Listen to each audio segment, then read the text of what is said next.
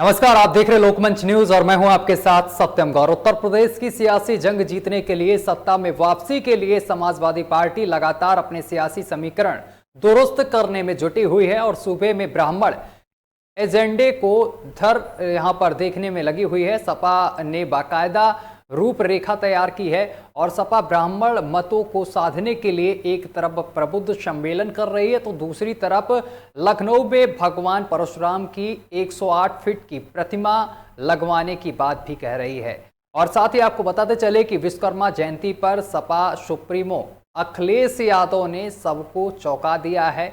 घोषणा की है उन्होंने कि सरकार बनी तो भगवान विश्वकर्मा की भव्य मूर्ति रिवर फ्रंट पर लगवाएंगे। और इसके पहले रायबरेली में भी यहां पर दस्यु सरगना व सांसद फूलन देवी की मूर्ति स्थापित करने की तैयारी सपा पहले से भी कर चुकी है। और ऐसे में देखना यह होगा कि यूपी का ब्राह्मण निषाद विश्वकर्मा समाज के मतदाताओं की पसंद 2022 चुनाव में अखिलेश यादव बनते हैं या नहीं, क्योंकि अखिलेश यादव यहां पर बड़े बड़े वादे कर रहे हैं, मूर्ति लगाने की बात कह रहे हैं। विकास की बात अभी थोड़ा दूर है फिलहाल, लेकिन जिस तरीके से मूर्ति लगाने की बात हुई, भगवान परशुराम की हो या भगवान विश्वकर्मा की मूर्ति हो, इन तरीके की मूर्ति लगाने की बात जरूर कही जा रही है। समाजवादी पार्टी की तरफ से 108 फीट की मूर्ति लगवाएंगे अखिलेश यादव, लेकिन ये 2022 के चुनाव में पता चलेगा कि मूर्ति लगवाने की बात पर जो समाज है, ब्राह्मण समाज, विश्वकर्मा समाज, ये कितना खुश हुआ है अखिलेश यादव पर, वो 2022 के नतीजे बताएंगे। वहीं आपको बताते चले कि साल 2017 के चुनाव में ब्राह्मणों ने बीजेपी का जमकर समर्थन किया और 15 साल के बाद बीजेपी पूर्ण बहुमत के साथ सत्ता में वापसी की तो राजपूत समुदाय से आने वाले योगी आदित्यनाथ मुख्यमंत्री बने। और यही वजह है कि योगी सरकार में राजपूत बनाम ब्राह्मण के विपक्ष के नैरेटिव के मद्देनजर ब्राह्मण वोटों का अपने पाले में जोड़ने के लिए विपक्ष सक्रिय है। लेकिन सपा अब ब्राह्मण के साथ साथ निषाद विश्वकर्मा वोटों को मूर्ति के सहारे हथियाने चाहती है, लेकिन मूर्तियों के सहारे यहाँ पर विश्वकर्मा हुआ, ब्राह्मण हुआ और निषाद वोट हुआ, ये कितना वोट मिलेगा ये 2022 के चुनाव के जब परिणाम आएंगे तभी पता चलेगा। और ऐसे में यूपी चुनाव में क्या समीकरण होगा, इस पर आज हम चर्चा करेंगे। हमारे साथ कई मेहमान जुड़ेंगे, सबका हम आपसे परिचय कराएंगे थोड़ी देर में। कई मेहमान हमारे साथ जुड़ेंगे। आपको बताते चले कि बीजेपी से हमारे साथ प्रदीप पटेल थोड़ी देर में जुड़ेंगे और कई नेता हमारे साथ इस चर्चा में जुड़ेंगे जिनसे हम चर्चा करेंगे 2022 चुनाव को लेकर। चलिए तो चर्चा की शुरुआत करते हैं, सबसे मुलाकात करवा देते हैं। हमारे साथ प्रदीप पटेल जुड़ गए हैं, नेता बीजेपी हैं, और इसी के साथ आदर्श दीपक मिश्रा नेता सपा जुड़ गए हैं, और इसी के साथ वरुण मिश्रा नेता कांग्रेस जुड़ गए हैं। आप तीनों का बहुत बहुत स्वागत है लोकमंच पर। तो सबसे पहले यहाँ पर सपा के पास चलेंगे, आदर्श दीपक मिश्रा के पास। आदर्श दीपक मिश्रा जी, जिस तरीके से समाजवादी पार्टी यहाँ पर मूर्तियों के सहारे राजनीति कर रही है, मूर्तियां लगवाने की बात कर रही है, भगवान परशुराम की मूर्ति लगवाने की बात कही जा रही है, विश्वकर्मा जी की मूर्ति लगवाने की बात कही जा रही है, तो इससे क्या लगता है 2022 का चुनाव फतेह कर लिया जाएगा क्या? देखिए, मैं लोक मंच के माध्यम से ये बताना चाहता हूं कि उत्तर प्रदेश में जब समाजवादी पार्टी की सरकार थी उस टाइम हमारे नेता ने लखनऊ के जनेश्वर मिश्र पार्क में, आपने देखा होगा, लखनऊ का एशिया का सबसे बड़ा पार्क जनेश्वर मिश्र पार्क है, जो हमारे पार्टी के वरिष्ठ नेता, समाजवादी नेता जनेश्वर मिश्र जी के नाम से इस पार्क का नाम रखा गया था। भगवान परशुराम जी के नाम पर जयंती पर सबसे पहले छुट्टी देने का काम अगर किसी ने किया है तो माननीय मुलायम सिंह यादव जी ने किया था, माननीय अखिलेश यादव जी ने किया था। उस छुट्टी को भी समाप्त करने का काम भारतीय जनता पार्टी की सरकार ने किया था। आपको बताइए, हमारे नेता, हमारे पार्टी के नेता अगर भगवान परशुराम जी की मूर्ति को लगाने की बात कर रहे हैं तो इसमें भाजपा को कौन सी दिक्कत है?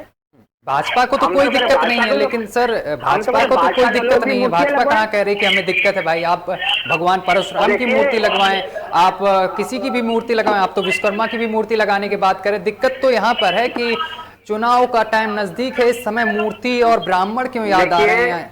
ऐसा तो नहीं जात पात पर आप राजनीति करके वोट बटोरने का काम कर रहे हैं। आदरणीय नेताजी ने और माननीय अखिलेश यादव जी ने हमेशा ही ब्राह्मणों का सम्मान किया है और ब्राह्मणों को अपनी कैबिनेट में विशेष रूप से जगह देने का काम किया है। अच्छा, आप बताइए, मनोज पांडे जी देख लीजिए, अभिषेक मिश्रा जी देख लीजिए, हमारे विधानसभा अध्यक्ष जी माता प्रसाद पांडे जी देख लीजिए, कई हमारे ब्राह्मण समाज के नेता अगले पदों पर रहे हैं। तो मुझे लगता है कहीं न कहीं उत्तर प्रदेश के 2022 के विधानसभा चुनाव में समाजवादी पार्टी की सरकार बनने जा रही है और ब्राह्मण बहुतायत संख्या। किन मुद्दों को लेकर सर आदर्श दीपक जी, किन मुद्दों को लेकर सरकार बनने जा रही, थोड़ा ये भी समझाइए। मूर्तियों के सारे सरकार बन जाएगी? देखिए, हमारी सरकार ने जिस तरीके से स्वास्थ्य के मामले में काम किया था, शिक्षा के मामले में काम किया था, सड़कों के जाल बिछाने का काम किया था, लोगों को रोजगार देने का काम किया था, लोगों को आज भारतीय जनता पार्टी में लोग बेरोजगार नौजवान। ठीक है, अगर ठीक है आदर्श दीपक जी, अगर स्वास्थ्य के मामले में काम किया था, सड़कों को सुधारने का काम किया था, जाल बिछाया था और तमाम चीजें आप कह रहे हैं पूरा विकास किया, तो फिर जनता ने आपको नकार क्यों दिया? बीजेपी को क्यों पकड़ लिया? बीजेपी को क्यों बैठाया? देखिए मेरी बात सुनिए। सुनाइए। भारतीय जनता पार्टी जो वर्तमान योगी की सरकार है, कोरोना काल में देखिए, कोरोना काल में क्या हुआ, ऑक्सीजन की कमी से लाखों की संख्या में लोग मर गए। अगर ऑक्सीजन भारतीय जनता पार्टी उपलब्ध करा रही थी, इनकी सरकार उपलब्ध करा रही थी, तो हमारे लाखों की संख्या में जाने बच सकती थी, लेकिन भारतीय जनता पार्टी ने ऐसा नहीं किया। आपने हमारे सवाल को घुमा दिया आदर्श दीपक जी, आपने हमारे सवाल को घुमा दिया। आपने बोला कि हमारी सरकार में बहुत सारे काम हुए, जाल बिछा दिया गया, सड़कों का जाल बिछाया गया, स्वास्थ्य व्यवस्था दुरुस्त रही, बढ़िया चाक चौबंद स्वास्थ्य व्यवस्था रही, पूरा उत्तर प्रदेश जगमगा गया। उत्तर प्रदेश की अखिलेश यादव ने तस्वीर ही बदल डाली। अगर तस्वीर बदल ही डाली, जनता खुश थी, तो जनता ने आपको नकारा क्यों? इसका जवाब दो पहले आप, फिर हम कोरोना पे बात करेंगे। जनता ने नकारा नहीं, फिर क्या हुआ? भारतीय जनता पार्टी और आरएसएस की बड़ी चाल थी, जिन्होंने जनता को गुमराह करने का काम किया। मुझे तो ये लगा कहीं आप ये ना बोल दें कि ईवीएम में घोटाला हो गया, ईवीएम ने कुछ फेरबदल हो गया, क्योंकि ये भी होता है आपकी तरफ से। अरे तो देख रहा हूँ किस तरीके से बिहार में इन्होंने क्या किया, क्या किया, पश्चिम बंगाल में क्या किया, तो ये लोग तो हर तरीके की चाल चलने का काम करते हैं। पश्चिम बंगाल में क्या किया, थोड़ा समझाइए। पश्चिम बंगाल में क्या किया? हाँ समझाइए। देखिए पश्चिम बंगाल में बताइए, देश का दुर्भाग्य नहीं है, देश का प्रधानमंत्री जहाँ पे 20-30 रैली कर रहे हैं, बताइए एक राज्य में प्रधानमंत्री 20 जा रहा है, तो बताइए उनको वहाँ के क्षेत्रीय नेताओं पे भरोसा नहीं? ये तो अधिकार है उनका रैली करना चुनाव के टाइम, ये तो हर पार्टी का अधिकार होता है भाई, हर नेता जाता है। पूरे देश के लोगों को पश्चिम बंगाल में लगा दिया, धन बल बाहुबल पूरी ताकत के साथ चुनाव लड़ने का काम किया था, लेकिन क्या हुआ, एक साफ सुथरे स्वच्छ महिला ने मोदी जी को जो है वहां से हारना पड़ा और ममता बनर्जी की सरकार बन गई वहां पे। लेकिन बहुत चाल चलने का काम इन्होंने किया था, लेकिन चाल सफल नहीं हो पाई। उसी तरीके से उत्तर प्रदेश में भी होने जा रहा है। उत्तर प्रदेश में बहुमत के साथ समाजवादी पार्टी की सरकार बनने जा रही है, विकासवादी सरकार बनने जा रही है, अखिलेशवादी सरकार बनने जा रही है। लेकिन मैं पूछना चाहता हूँ भाजपा के लोगों से, आप बताओ उत्तर प्रदेश में आपने क्या किया? आपके मुख्यमंत्री जिनका गृह जनपद गोरखपुर से आते हैं, सबसे पहले सरकार बनने के बाद में कितनी संख्या में ऑक्सीजन की कमी से बच्चों की मृत्यु हो गई थी, ये तो आपने दिखाया होगा, सबने दिखाया था, मीडिया के चैनलों ने दिखाया था, पूरे उत्तर प्रदेश की जनता जान रही थी कि उत्तर प्रदेश के मुख्यमंत्री के गृह जनपद में ऑक्सीजन की कमी से बच्चों की मृत्यु हुई। आप बताओ, उसके आंकड़े को छुपा नहीं सकते आप। ऑक्सीजन की कमी से उत्तर प्रदेश में लाखों लोगों की कोरोना के दौरान मृत्यु हुई, इस आंकड़े को आप छुपा नहीं सकते आप बताओ उत्तर प्रदेश में जिस तरीके से गुंडागर्दी जिला पंचायत के चुनाव में, प्रधानी के चुनाव में स्पष्ट रूप से देखी गई है कि भारतीय जनता पार्टी प्रशासन के सहारे गुंडागर्दी करना चाहती है और जनता को गुमराह करना चाहती है। उत्तर प्रदेश में सबसे ज्यादा जिला पंचायत के चुनाव में समाजवादी पार्टी के मेंबर जीते थे, लेकिन हमारे मेंबरों को उठाने का काम हमारे मेंबरों के यहाँ छापा डलवाने का काम एक भारतीय जनता पार्टी के लोगों ने किया था। कौन से मेंबर को आपके उठवा लिया गया समाजवादी पार्टी की, जरा बता दीजिए दर्शकों। अरे देखिए कितने लोगों को नामांकन नहीं करने दिया गया गोरखपुर में, देख लीजिए कहाँ नहीं बात कर रहे हैं। हर जगह हमारे नेताओं को नामांकन करने नहीं दिया गया। कई जगह तो ऐसा हुआ, देखिए क्या हुआ, कई जगह तो ऐसा हुआ कि हमारा प्रत्याशी के बाहर है और उसके बदले में कि दूसरी महिला को ले जाकर उसका नामांकन वापस ले लेते हैं, उसका फॉर्म वापस ले लेते हैं। अरे इतनी बड़ी चाल चलने का काम भारतीय जनता पार्टी ने किया था। उत्तर प्रदेश की जनता देख रही है और पहचान रही है, इनकी चालों को समझ रही है, लेकिन 2022 में इनका चाल चलने वाली नहीं है। एक मोदी के सहारे पे पूरे देश में सरकार बनाना चाहते हैं। प्रदीप पटेल जी, ठीक है, प्रदीप पटेल जी से जवाब ले लेते हैं। ठीक है, प्रदीप पटेल जी जवाब दीजिए। तो जवाब पहले तो ये है कि उन्होंने कहा कि आरएसएस वालों ने या भाजपा वालों ने चाल चली है, इनको ये सोचना चाहिए कि ये केवल जब चुनाव आता है तब दिखाई देते हैं। आप अगर देखो आरएसएस राष्ट्रीय स्वयंसेवक संघ है, ये देश में जहाँ आप देखिए बहुत सारे क्षेत्र ऐसे हैं जहाँ सरकार भी नहीं पहुँच पाते, वहाँ हम काम करते हैं। तो हम लोग तो जनता में जाके हमेशा काम करते रहते हैं, ये चाल नहीं है। जब आप काम करेंगे तो जनता पसंद करेगी। और समस्या ये है कि ये लोग अभी ये नहीं समझ पा रहे हैं कि आखिर हम केवल चुनाव के समय दिखाई देंगे तब चुनाव जीत लेंगे, या हमें लगातार क्योंकि काम करना चाहिए। राजनीति एक सेवा है, ये चीज इनको समझने की जरूरत है। देखिए प्रदीप पटेल जी, आप राजनीतिक सेवा कर रहे हैं, लेकिन जो आदर्श दीपक जी हैं, उनके जो मुखिया हैं अखिलेश यादव जी, वो मूर्तियां लगाने का काम कर रहे हैं, ब्राह्मणों को लुभाने का काम कर रहे हैं। आप समझ ही नहीं पा रहे हैं बात। 2022 का चुनाव मुश्किल पड़ सकता है। अभी देखिए सोशल मीडिया। मेरी बात सुनिए भाई पटेल जी, बताइए। आप वर्तमान में एक और आंकड़ा देख लीजिए, डेंगू से लगातार उत्तर प्रदेश में मृत्यु हो रही है। आप स्वास्थ्य सुविधाएं सही क्यों नहीं कर पा रहे हैं? आपकी स्वास्थ्य सुविधा लचर क्यों है? डेंगू के कारण उत्तर प्रदेश में सैकड़ों की संख्या में प्रतिदिन हमारे युवाओं, भाइयों, बच्चों की मृत्यु हो रही है। नहीं, तो क्या कारण है? नहीं आदर्श दीपक जी, देखिए गलत नहीं, देखिए ये आंकड़ा आप गलत बता रहे हैं। ये ऐसे टीवी स्क्रीन पर गलत नहीं बताइए, क्योंकि जनता देख रही है और दर्शकों पर गलत प्रभाव पड़ेगा। ऐसे इतनी मौतें नहीं हो रही हैं। रोज दिन भर इसी पर हम डिबेट करते हैं, इसी पर लाइव करते हैं। डेंगू से जहां पर प्रभाव पड़ा है वहां पर सरकार ने पुख्ता इंतजाम किए हैं। लगभग 5-6 बच्चों की मृत्यु हो गई है। हाँ, व्यवस्थाएं चाक चौबंद की गई हैं डेंगू से जहां पर हैं, और वहां पर साफ सफाई के निर्देश दिए गए हैं और काम लगातार जारी है। देख रहे हो कि देश में संकट है, प्रदेश में संकट है, तो आपको पहले से तैयारी कर लेनी चाहिए थी भैया। पहले से आंकड़े आ रहे थे, को भी बोलने का मौका मिलेगा। जी बिल्कुल मिलेगा। वरुण जी बस आ रहे हैं आपके पास। ये समस्याएं तो चूंकि प्रदेश इतना बड़ा है, तो ये व्यवस्था है, तो अब आपको केवल इससे देखिए समस्याएं तो आएंगी, लेकिन समस्याओं के लिए समस्याओं के जिसका बच्चा मरता है ना, जिसका बच्चा स्वास्थ्य के अभाव से मरता है, उससे दिल से पूछो भाई। आप लोग तो कहोगे तो आती रहती है। आपसे अमित शाह जी ने जो कहा था ना, ये जुमला है, 15 लाख रुपया अकाउंट पे आ जाएगा, जुमला है। तो आप भी वही बात कर रहे हो भाई, आप भी करो, मृत्यु तो होती रहती है, कैसी बात कर रहे हो भाई? नहीं ये हम तो कह रहे हैं कि समस्याएं तो चूंकि आती है, समस्याओं का प्रबंधन देखिए कि हमारे मुख्यमंत्री जी का कितना अच्छा प्रबंधन हर विषय पे होता है। चलिए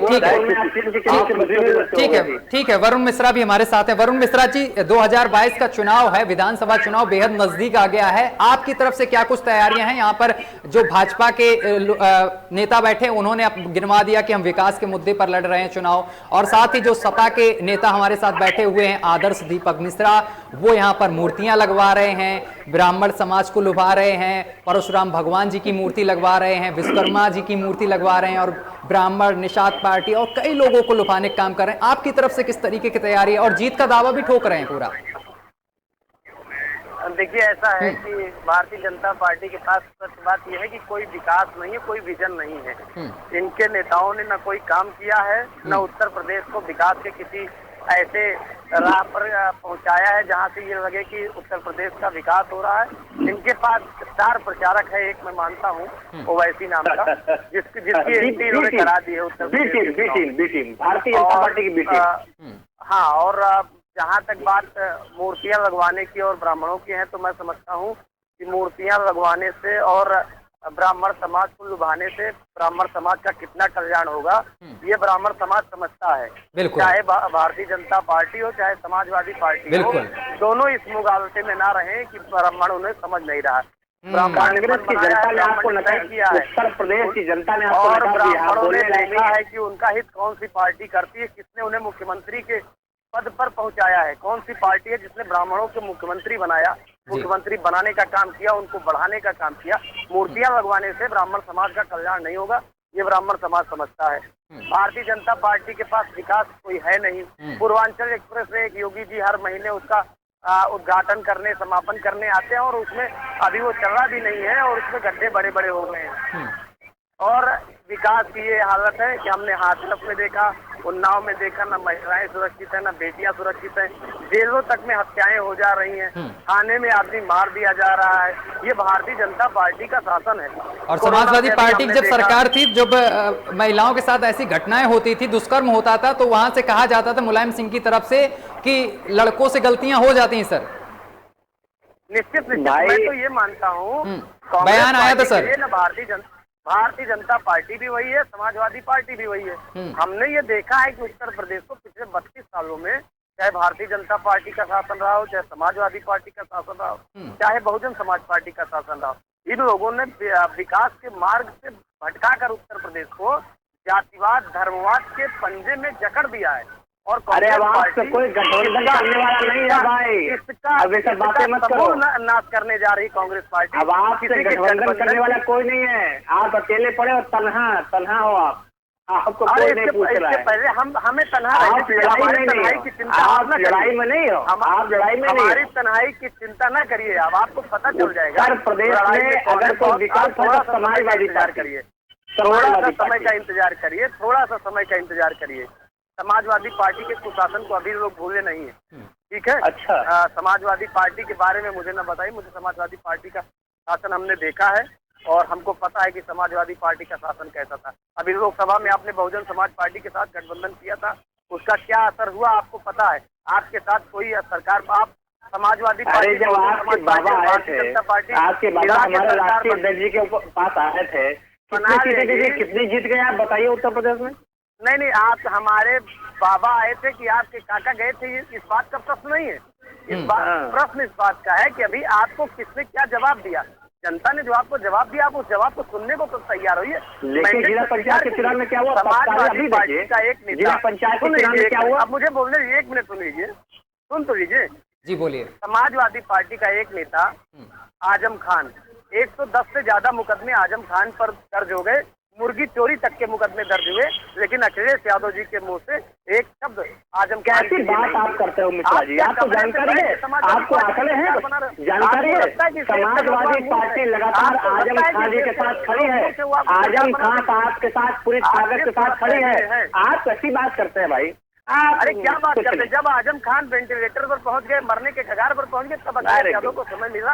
हमारे नेता अखिलेश यादव, मैंने मुलायम सिंह यादव, उत्तर प्रदेश के सभी समाजवादी लोग सड़कों के बीच में आए थे भाई, वो आपकी पार्टी के नेता हैं, लेकिन समाज में जो आपने संदेश दिया अपने नेताओं के साथ खड़ा होने का, अपने कार्यकर्ताओं के साथ, देखिए हमारे पार्टी के नेता अपने कार्यकर्ताओं के लिए खड़े होते हैं, हमेशा उनके साथ उनकी लड़ाई को लड़ने का काम करते हैं।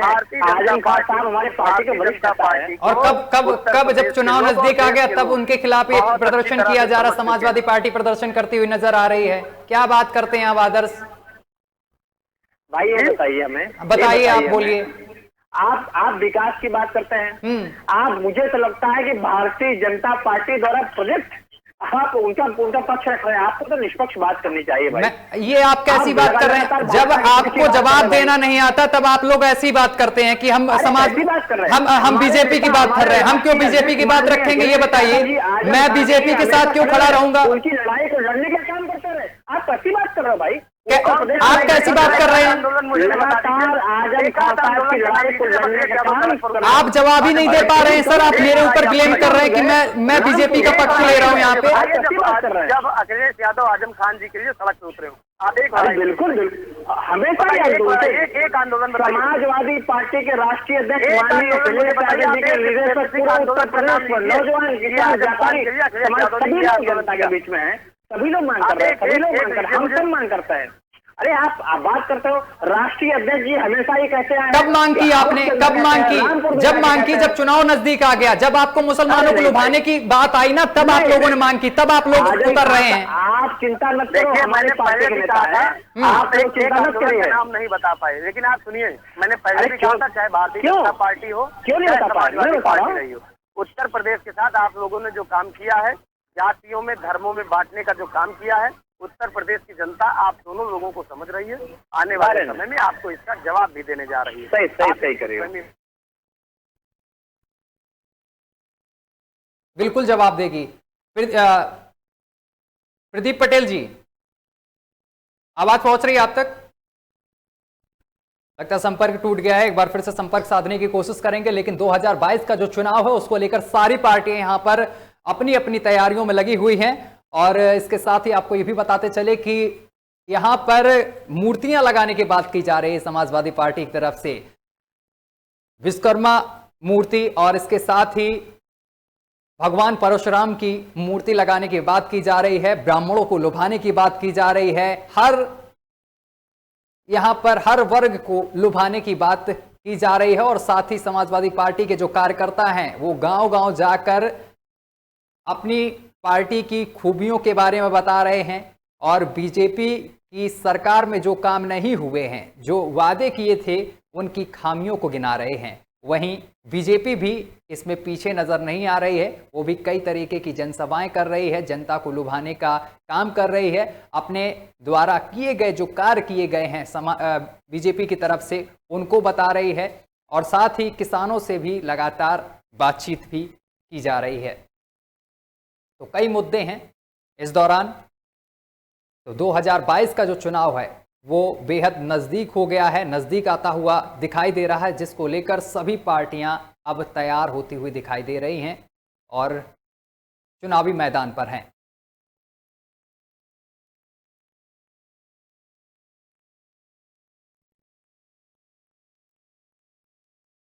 नाराज होकर समाजवादी पार्टी को वोट देगा। अरे नौजवान तो सबसे ज्यादा समाजवादी पार्टी के साथ खड़ा है। आपने शिक्षा मित्र बताइए, पुरानी पेंशन देखिए, पुरानी पेंशन को बहाल करने का काम कर नौजवान जवाब भी सुनेंगे जी। बताएं आप लोगों के जो सवाल है उसका जवाब भी सुनेंगे। दीजिए सर जवाब। पहली बात जो बार बार अभी कही जा रही है कि भारतीय जनता पार्टी विकास में क्या किया है, तो आप किस मुद्दे पे आप बात करना, क्या नहीं किया है विकास में, आपसे इस विषय पे आइए। अरे क्या क्या किया बताइए। राम जी का नंबर बोले ना, अगर रोड सबसे बड़ा एक्सेस से बड़ा सबसे कम लखनऊ में मेट्रो एक मिनट बोलने दीजिए आदर्श दीपक जी, एक बार जवाब तो सुन लीजिए। आप फिर कहेंगे कि मैं बीजेपी की तरफ से बोल रहा हूँ। जवाब सुनते नहीं, आप अपना बस लगा के रखते हैं। थोड़ा सुन लीजिए प्रदीप जी क्या कहते हैं। पहले तो सुनिए, विकास क्या है इसकी परिभाषा आप पॉइंट टू पॉइंट बताइए। आप जैसे विकास नहीं हो रहा है, आप पॉइंट टू पॉइंट बात करिए ना।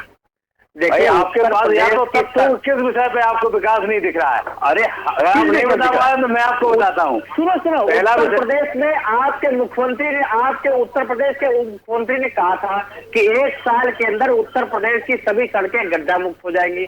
भाई बताइए कौन सी सड़कें गड्ढा मुक्त हो गई? लखनऊ जाइए, लखनऊ देखिए, शहर के अंदर देखिए, गड्ढा मुक्त नहीं गड्ढा युक्त हो गई। भाई कहाँ बना? देखना हो तो 4 बार आगरे पे आ जाइए। स्टेशन देखिए जो अखिलेश यादव जी ने बनाया है। विकास देखना हो तो कानपुर जाइए, देखिए मैं एक भी स्टेशन लखनऊ में बढ़ाने का काम भारतीय जनता पार्टी 5 साल तक नहीं कर पाई। पोल खोल रही है सिर्फ 2 दिन के बाद।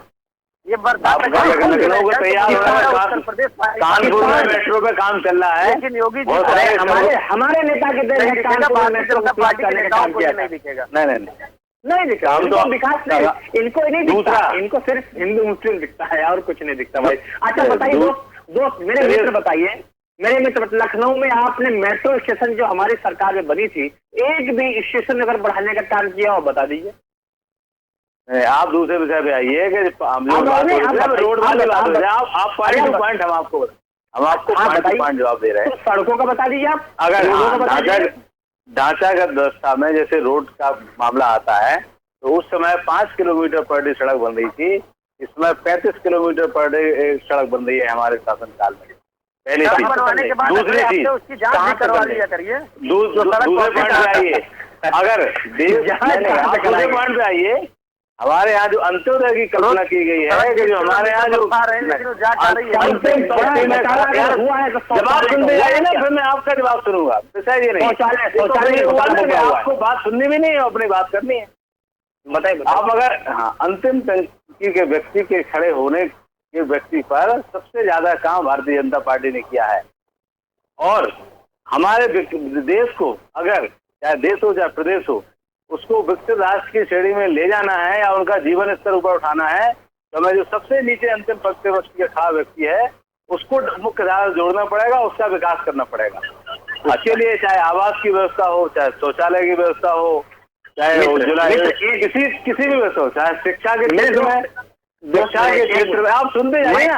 आपने बार बार विकास की बात करी, आप किसी भी गांव में चले जाइए, आप अपने गांव में देख लीजिए, अगर शौचालय अगर 20 शौचालय आए हैं उसमें से पुराने शौचालय पूरे गांव में संतुष्ट किया गया है भाई, नहीं बन पाया, नहीं शौचालय के नाम से भारतीय जनता पार्टी ने बहुत बड़ा घोटाला किया है।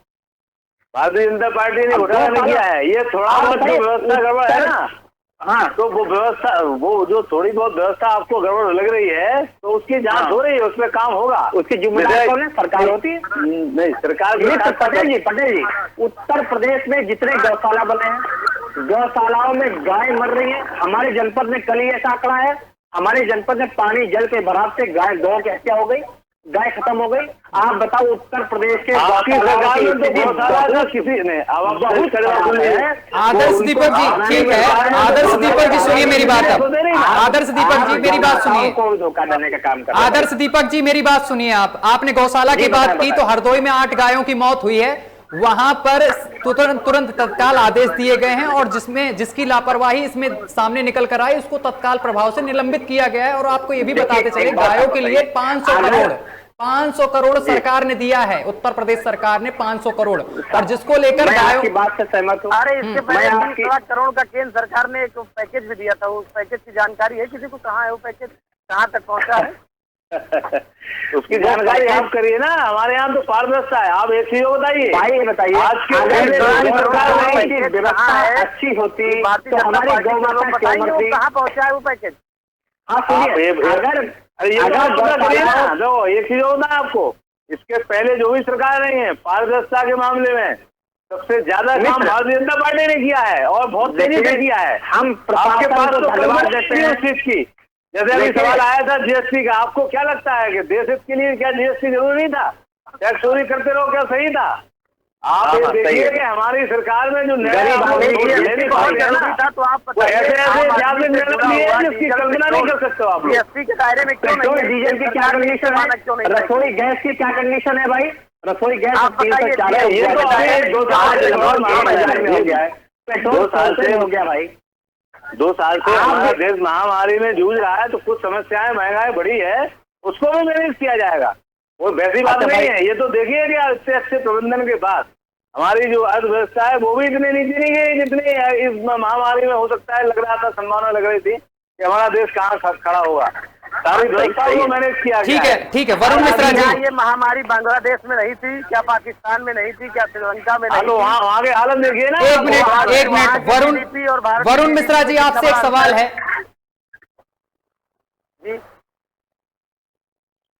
चलिए, समय की कमी है इसलिए आप तीनों का बहुत बहुत धन्यवाद हमारे साथ जोड़ने के लिए। तो आपको बताते चले कि विधानसभा चुनाव को लेकर यहां पर सारी पार्टियां मजबूत होती हुई नजर आ रही हैं और जमीनी स्तर पर जाकर जनता को लुभाने की कोशिश की जा रही है। फिलहाल मेरे साथ अभी के लिए बस इतना ही। देश दुनिया की तमाम खबरें देखने के लिए देखते रहिए लोकमंच न्यूज।